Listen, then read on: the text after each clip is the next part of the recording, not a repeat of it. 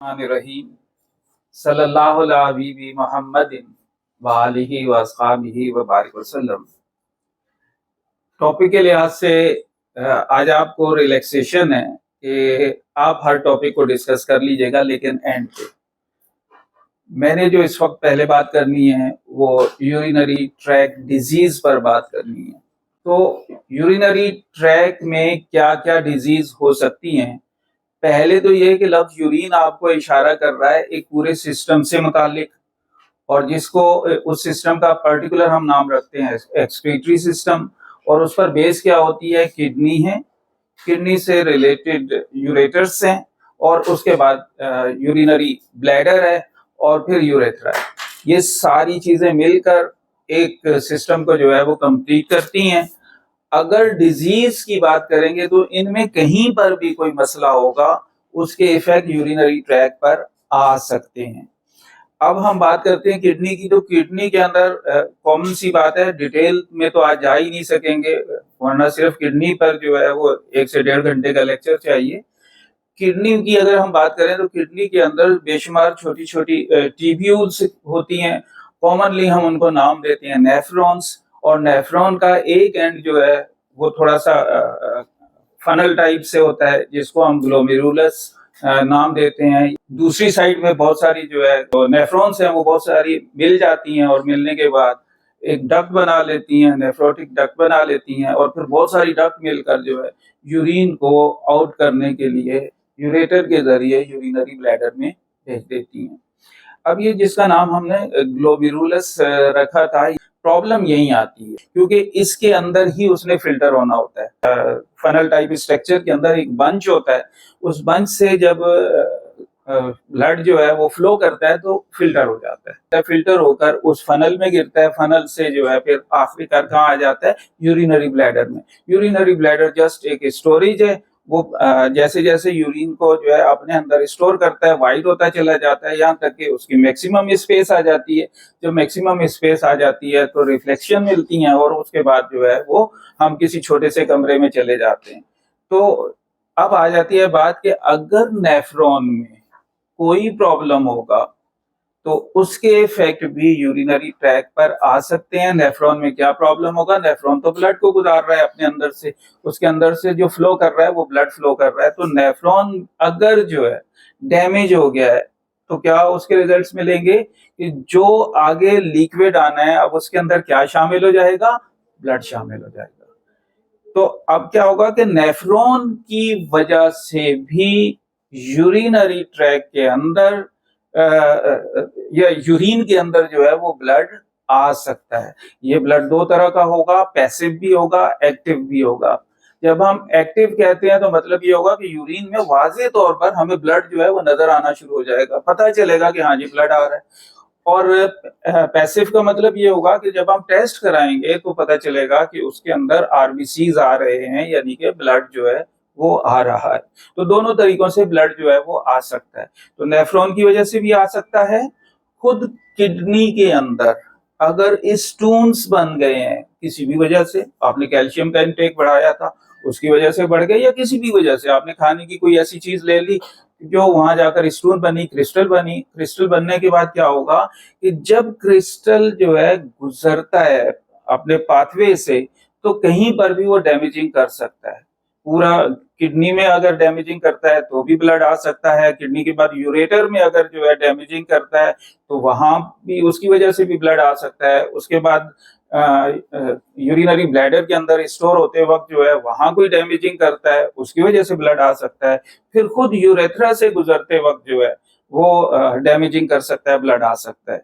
तो जो यूरिन में ब्लड ट्रेस हो रहा है उसकी एक्चुअल यानी कॉज क्या है वो हम जस्ट ब्लड को देखकर जो है वो कोई आइडिया नहीं बना सकते। क्लिनिकल सिम्टम्स हमारी हेल्प करती हैं और पैथोलॉजिकल रिपोर्ट्स हमारी हेल्प करती हैं। हमें वहाँ रिपोर्ट्स का सहारा लेना पड़ेगा, देखना पड़ेगा। एक शॉर्ट सा हम ज्यादातर जो है अल्ट्रासाउंड कराते हैं, सेफ साइड होता है एक्स रेज के मुकाबले में, रेडियो एक्टिव रेज के मुकाबले में। तो अल्ट्रासाउंड कराया तो किडनी की पोजीशन सामने आ जाएगी और पूरे आगे के पाथवे की पोजीशन सामने आ जाएगी।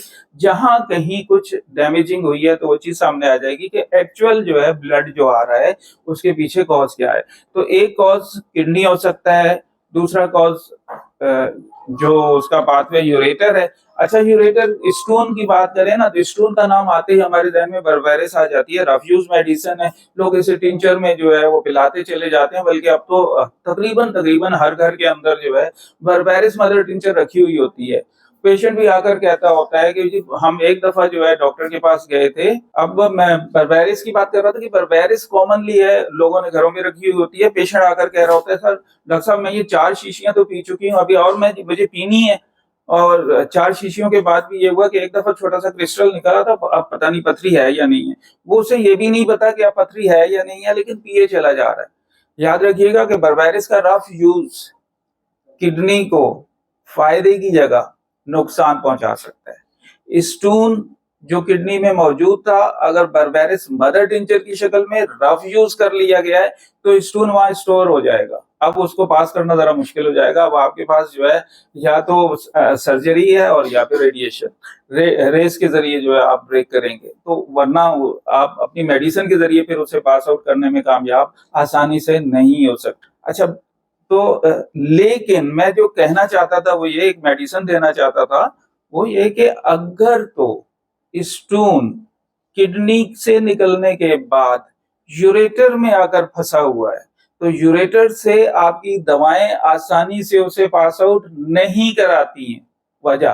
वजह यह है कि पाइप के अंदर अगर कोई चीज फंसी हो और ऊपर से प्रेशर आए तो पाइप और ज्यादा कोलैप्स करता है, कॉन्ट्रैक्ट करता है, अंदर की तरफ पिचक जाता है। तो स्टोन मौजूद था, ऊपर से अगर यूरिन आया तो क्या होगा, वो और ज्यादा जो है नैरो हो जाएगा। और ज्यादा नैरो हो गया तो कहां से पास आउट होगा, पास आउट नहीं होगा। आपके पास एक दवा मौजूद है पूरे मटेरिया मेडिका में और वो है स्टिग्माटा। स्टिग्माटा जो है ये मदर टिंचर में दीजिए। यूरेटर में फंसे हुए स्टोन को पास आउट करने की बहुत बड़ी रेमेडी है। अब सवाल ये पैदा होता है कि स्टिग्माटा बनी किससे है, किसी को आइडिया है? किसी को कोई आइडिया स्टिग्माटा किससे बनी है? हकीम लोग क्या कहते हैं, आप लोगों ने सुना होगा कि भाई इसे पथरी हो गई है, जाकर भुट्टे के जो वो सिल्क है ना, भुट्टे की सिल्क, वो पिलाएं, इसका कहवा बना के पिलाएं, इसकी चाय बना के पिलाएं। कहा जाता है ना भुट्टे के बाल स्टिग्माटा उसी से बनी है। और इसकी खूबसूरती यह है कि यूरेटर का स्टोन सिर्फ और सिर्फ स्टिग्माटा से पास आउट होता है और कोई रेमेडी यहाँ पर आसानी से काम नहीं करती। कैल रेनेलिस एक रेमेडी है, कैलकेरिया रेनेलिस, जो ब्रेक करती है, स्टोन को ब्रेक करती है। इसकी एबिलिटी जो है ब्रेक की बहुत ज्यादा है, तो आप उसे सपोर्ट में तो ले सकते हैं, लेकिन स्टिग्माटा अगर आप नहीं देंगे तो एक दफा जब यूरेटर में फंस गई तो फिर बहुत मुश्किल है, फिर उसका काम जो है सर्जरी पे ही जाएगा।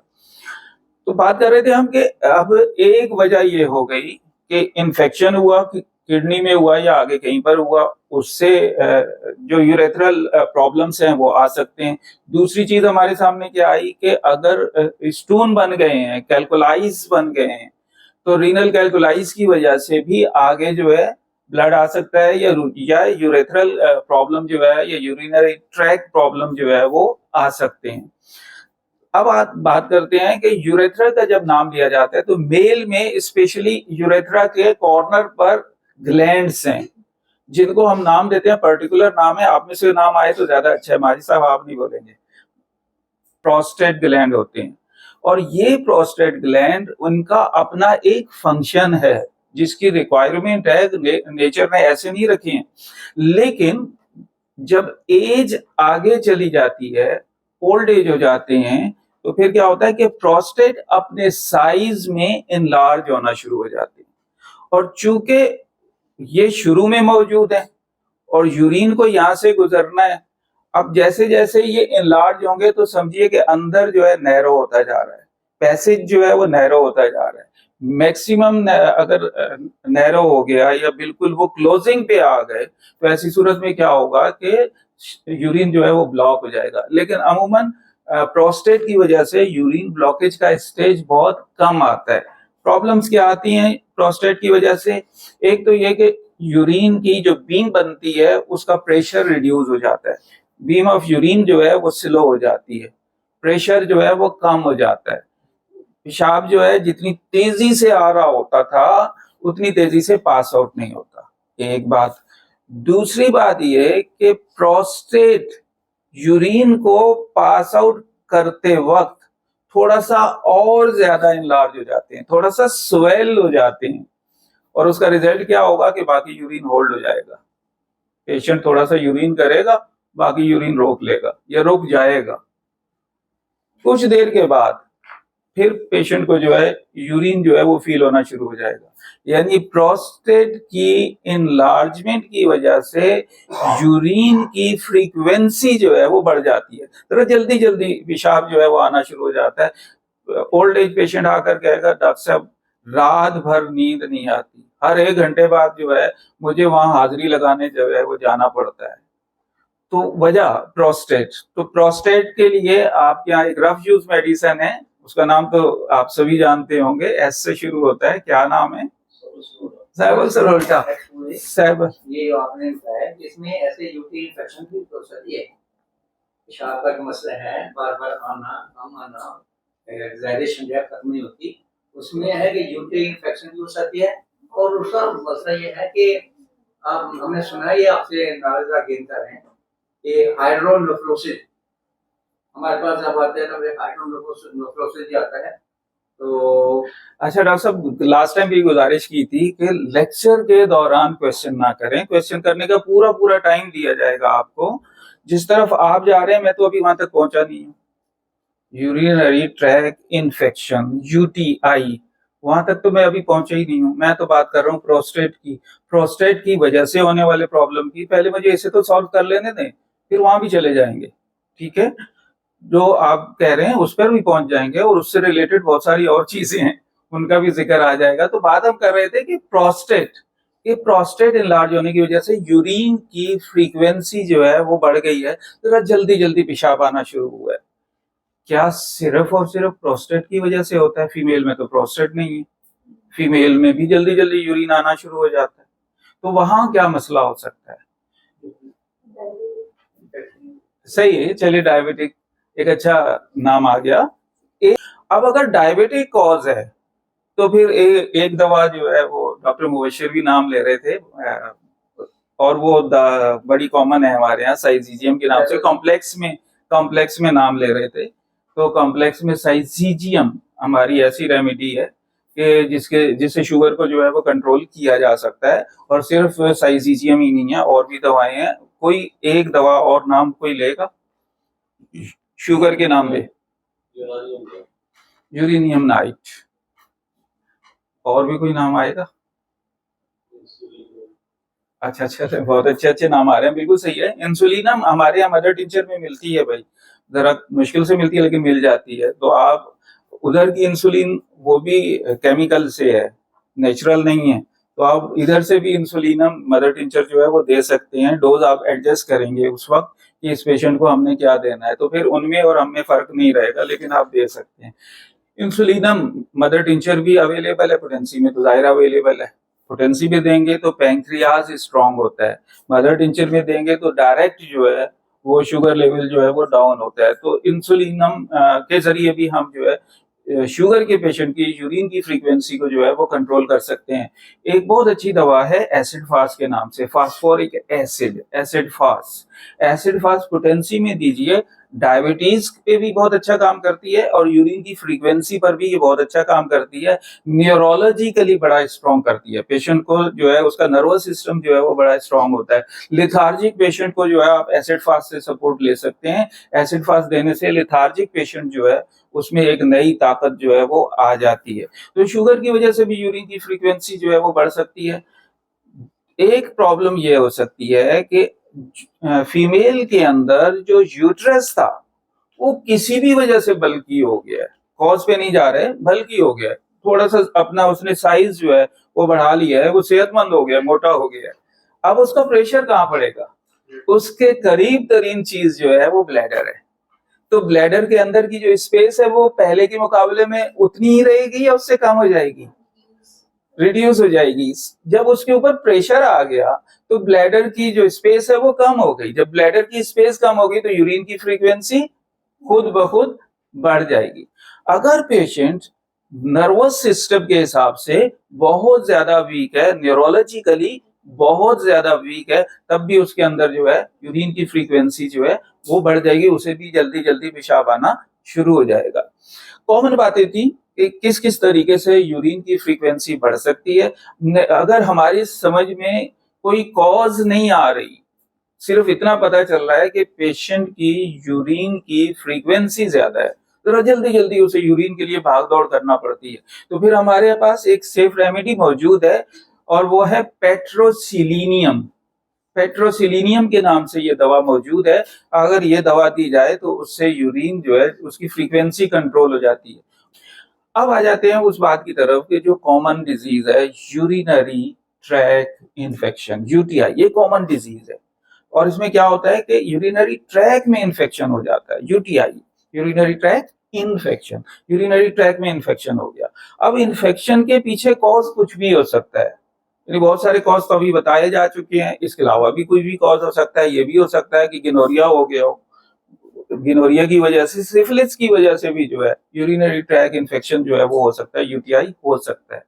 मेल में कम से कम चांसेस, फीमेल में मैक्सिमम चांसेस। यूटीआई के मैक्सिमम चांसेस जो है वो फीमेल में होते हैं। वजह छोटी सी है, सिंपल सी है, और वो ये है कि जो आउटर पैसेज वे है वो रिड्यूस है, फीमेल में रिड्यूस है, इस वजह से उनमें जल्दी जल्दी इन्फेक्शन होने का इम्कान मौजूद होता है। वो बहुत इजीली जो है बाहर के एटमॉस्फेयर से कांटेक्ट ले लेती हैं, तो इसलिए उनमें इजीली पॉसिबिलिटी है। अब आ जाती है बात कि यूटीआई हो गया तो हम क्या मेडिसिन दें। आप में से कोई दवा बताना पसंद करेंगे। यूटीआई हो गया है, इन्फेक्शन हो गया है, क्या दवा देंगे? मेरी तरफ तवज्जो। एक दवा आई कैलेंडोला, मजेदार नहीं है। कैंथेरिस, एक दवा आई कैंथेरिस। दवाएं आप सुनेंगे तो आपको ये जो सारी तादाद है ये बढ़ेगी। मैं ना तो कैलेंडोला को कैंसिल कर रहा हूँ और ना आपके जो है कैंथेरिस को कैंसिल कर रहा हूँ। इकिनेशिया, एक दवा इकिनेशिया आ गई यूटीआई के लिए, मैं इसको भी इंडोर्स कर रहा हूँ। और कोई दवा? बहुत अच्छी रेमेडी है सीपिया। जी जी जी जी, सीपिया भी दे सकते हैं जी, बिल्कुल दे सकते हैं, बहुत अच्छी रेमेडी है। रेगुलर कंटिन्यूअस और यूरिन आ रहा है तो मेल की, फीमेल में तो देते ही देते हैं सीपिया, सीपिया पे तो छाप ही फीमेल की है, लेकिन मेल में भी बहुत अच्छा काम करती है। जिनको रेगुलर यूरिन जो है वो आता चला जा रहा है तो उनको जो है सीपिया दे सकते हैं। सीपिया दोनों जगह काम करती है, फीमेल में भी मेल में भी। बड़े अच्छे अच्छे नाम आए, लेकिन एक नाम मैं सुनना चाहता हूँ, वो अभी नाम नहीं आया है। तो डॉक्टर खालिद की जुबान से भी वो नाम निकला हुआ है और डॉक्टर मुबश्शिर की जुबान से भी वो नाम निकला हुआ है, मैं उस नाम को लेना चाहता हूँ इन्फेक्शन के नाम पे।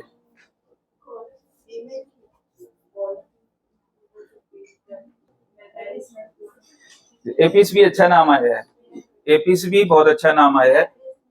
एपिस मेलिफिका, चले जो नाम पूरा हो गया, एपिस मेलिफिका भी अच्छा नाम है। देखिए पायरोजिन, पायरोजिन जो है जहां इन्फेक्शन किसी भी रेमेडी से आपसे कंट्रोल नहीं हो रहा, फिर आपके पास पायरोजिन है, पायरोजिन से उसने कंट्रोल होना ही होना है।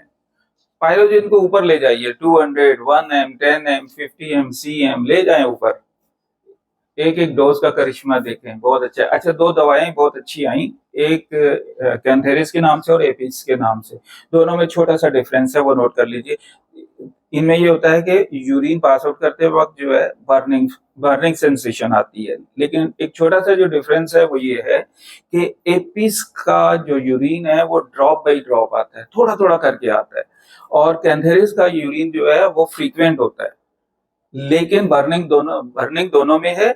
लेकिन अगर पेशाब खुल के आ रहा है तो कैंथेरिस है, और अगर बहुत रुक रुक के आ रहा है, ड्रॉप बाय ड्रॉप आ रहा है, तो फिर एपिस मेलिफिका है। एपिस मेलिफिका अमूमन अपने साथ कहीं ना कहीं ओटिमिक कंडीशन जो है वो लेकर आई हुई होती है, कहीं ना कहीं जिस्म पर सूजन जो है वो मौजूद होती है। पेशेंट से एक ही क्वेश्चन कर लें, सुबह उठने पर आपके चेहरे पर या कहीं और जिस्म पर वर्म का एहसास, सूजन का एहसास, ओडेमिक कंडीशन आती है, पेशेंट कहेगा हाँ जी हाँ, चेहरा जो है सूजा हुआ होता है। अच्छा, लोगों के चेहरे भी सूज जाते हैं, तो चेहरा जो है सुबह सुबह जो है वो सूजा हुआ होता है, तो समझ लीजिए कि उसकी रेमेडी जो है फिर एपिस मेलिफिका है। एपिस बहुत अच्छा काम करेगी। जी जी जी।